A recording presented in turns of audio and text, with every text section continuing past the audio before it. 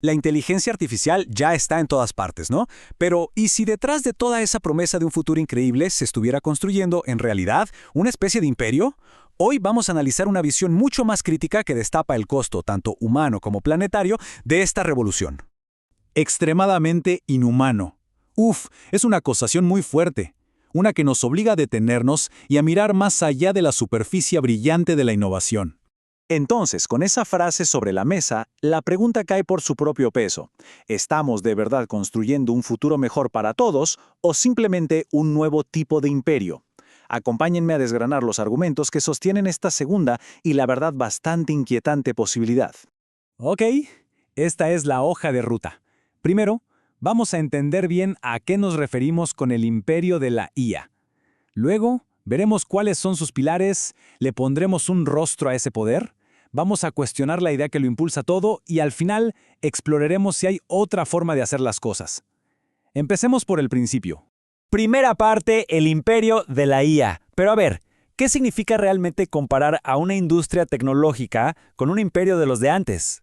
Miren, esta idea de un imperio no sale de la nada, ¿eh? Se basa en más de 8 años de investigación y cientos de entrevistas dentro de la industria.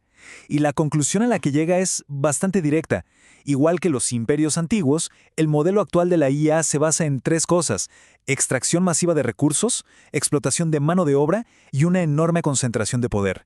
Y todo, claro, en nombre del progreso. Bien, ¿y un imperio así, cómo se sostiene? ¿De dónde saca su poder? Pues la respuesta, según este análisis, está en 3 pilares fundamentales.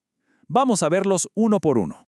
Ya aquí los tienen: apropiación, explotación y monopolio. Pero ojo, que no son conceptos aislados. Se alimentan entre sí, funcionan como engranajes para crear una estructura de poder que, según esta visión, beneficia a unos muy pocos a costa de muchísimos. El primer pilar es la materia prima. Piénsenlo, los modelos de IA se entrenan raspando Internet, básicamente aspirando sin permiso la propiedad intelectual de artistas, escritores, programadores, de todos. A eso hay que sumarle el uso masivo de nuestros datos personales y, por supuesto, la huella ecológica de esos centros de datos gigantes que devoran tierra, agua y energía a lo bestia. Pero quizá el costo más invisible es el humano. Detrás de la magia de la automatización hay un ejército de personas, a menudo en países en desarrollo y en condiciones muy precarias, etiquetando datos sin parar. Y aquí es donde la cosa se pone cruel.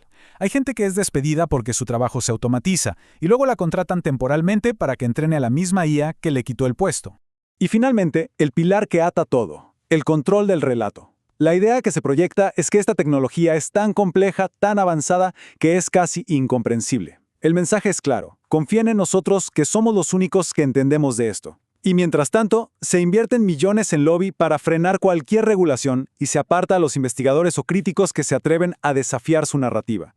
Para que este imperio no nos suene a algo tan abstracto, vamos a ponerle un rostro. Probablemente el rostro más conocido de la IA hoy en día, el del líder de OpenAI. Sam Altman es una de esas figuras que polariza por completo las opiniones. Para sus seguidores, es un visionario, el Steve Jobs de nuestra era. Para sus críticos, bueno, una figura manipuladora que impone su visión cueste lo que cueste. Esta dualidad no es casualidad, es de alguna forma el reflejo del conflicto que vive en el corazón de toda la industria. Esta imagen, de alguna manera, nos cuenta una lección que se aprende rápido en Silicon Valley. Si resolver los grandes problemas del mundo, como por ejemplo el cambio climático, no va a generar ganancias gigantescas y rápidas, lo más probable es que el proyecto se abandone. El beneficio casi siempre le gana al bien público. Bueno, ya vimos la estructura y la gente. Ahora vamos a meternos con la ideología. ¿Cuál es esa creencia fundamental que está impulsando esta carrera desenfrenada por crear una inteligencia artificial cada vez más y más grande? La idea central de todo esto es lo que se conoce como la hipótesis del motor estadístico.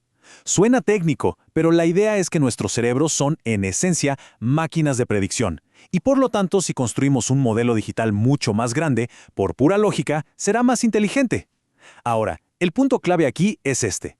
Se nos vende como si fuera un hecho científico, pero en realidad es solo eso, una hipótesis, una teoría que no está demostrada. Y esta hipótesis nos lleva a una pregunta fundamental. Si el objetivo real es el progreso, ¿por qué hay una obsesión con replicar la inteligencia humana, con automatizar trabajos? ¿No tendría más sentido crear herramientas que potencien lo que ya podemos hacer? Por ejemplo, que nos ayuden a acelerar el descubrimiento de nuevos medicamentos. Y esto, en cierto modo, nos lleva a una ruptura con la historia de la tecnología. Pensemos en ello. Desde la rueda hasta la computadora, las herramientas se crearon para aumentar nuestras capacidades, para hacernos mejores. La meta nunca había sido, o al menos no hasta ahora, hacernos obsoletos. Bien, entonces, si el modelo actual es un problema, ¿cuál es la alternativa? La propuesta que se plantea no es frenar la tecnología, para nada. Es, más bien, cambiar de vehículo. Pasar de los cohetes a las bicicletas.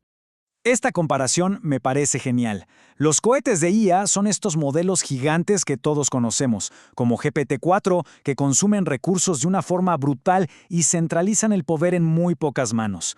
La alternativa son las bicicletas de IA, modelos más pequeños, mucho más eficientes, diseñados para resolver problemas específicos, herramientas que asisten, que ayudan, en lugar de reemplazar.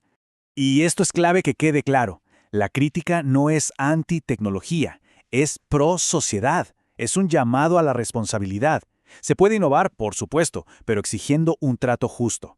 Que el valor que toda la sociedad aporta para entrenar estas IAs se devuelva de forma equitativa y que no se convierta únicamente en ganancias para unos pocos. Y así llegamos al final de este recorrido, pero también al principio de una decisión fundamental. La tecnología ya está aquí, eso es un hecho, pero la dirección que tome no está escrita en piedra. La elección al final es nuestra. ¿Vamos a construir cohetes para unos pocos o bicicletas para todos?